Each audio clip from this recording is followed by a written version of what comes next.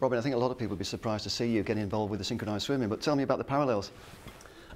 It's incredible, the synergy between the two sports. I was brought in as one of the Team GB ambassadors, and Biz Price, who is the head coach and looks after the squad, was a skater in her youth in Canada. So the name connected with her straight away, and she understood what she needed to get out of the squad and what they wanted from the swimming point of view.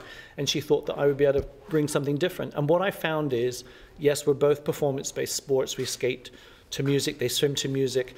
Everything has to happen in certain quadrants of the rink, the same within the pool. There are technical aspects, there are technical elements they have to do. There is such a great synergy. Being able to talk to the girls in my language, knowing that they absolutely understand the meaning of it, and then also not know enough about their sport to be able to go, but why don't you do that? Why haven't you tried that? Have you ever done that? In fact, to the point where we've taken skating lifts and throws and tricks that we do in the skating world, transposed them to the lifters and the girls in the pool, and they're now doing tricks that have never been done in the synchro world before, that come from my world. So we're sort of, I mean, the two worlds have absolutely collided right here in the Olympic preparation. It must be a great thrill for you as a former Olympian and a medal winner to be involved at this level. Just to be able to peripherally be involved was going to be great. Then to be given the ambassador part of the ambassador program, to then be chosen to be able to be involved in a sport that I'm actually now really loving, to the point where I will be involved with the squad after the Olympics are over. But again, most people will never see an event of this in their own lifetime, let alone in their own country.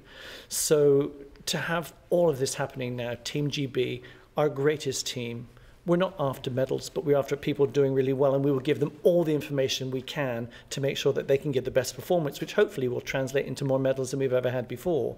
But in a games that have been created to create a legacy that will live long after 2012 is over. And I will be able to sit there with my rocking chair or whatever in 20 years' time and see somebody who, as a direct result of what they were able to see and achieve as a result of what was set up here in 2012.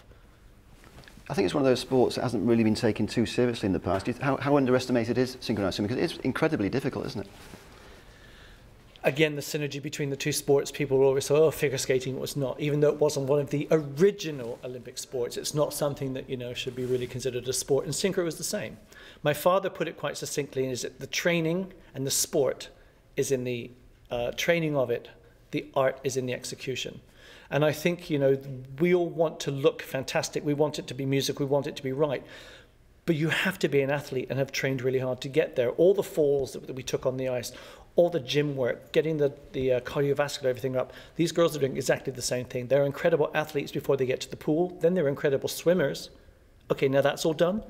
Now let's put it to music and give you some moves. And let's lift 5 girls up in the air and let's hold your breath for 4 minutes underwater.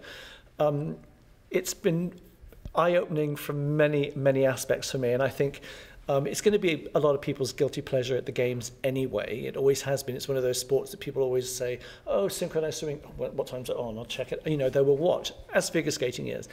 And I think, you know, the girls have had, rightly so, some great attention here. And I think synchro is going to be one of those lesser known sports that's going to get a lot of attention. And a lot of kids will realize, I only need to have a swimming pool. I can actually do some of those moves in the bath. How fun. It's something that I think, again, having the Games in our home country is going to give us exposure to sports that other people had never heard of before, and maybe pique a kid's interest and say, I don't want to do the glamour sports, I don't want to do that, I want to have a go at that, and that is what we need. I think you've hit the nail on the head. It's going to be a lot of people's guilty pleasure. Do you think it's a chance for synchronized swimming to really break out at these Olympic Games? Well, synchro swimmers and swimming associations around the world will tell you it doesn't have to break out, it's already there. And it's always going to be the big crowd-pleasing event, and it's always going to sell out. But I think it's what's happening is we have a squad who are very, very good, and they really take their sport seriously, and they're very proud of it. And I think that's what we need to be able to then promote it for the next group of youngsters that are coming through who won't even know that there was ever a stigma attached to it. It's fantastic. It's a great sport. I get to look beautiful while I'm doing it. And that's what I want to do.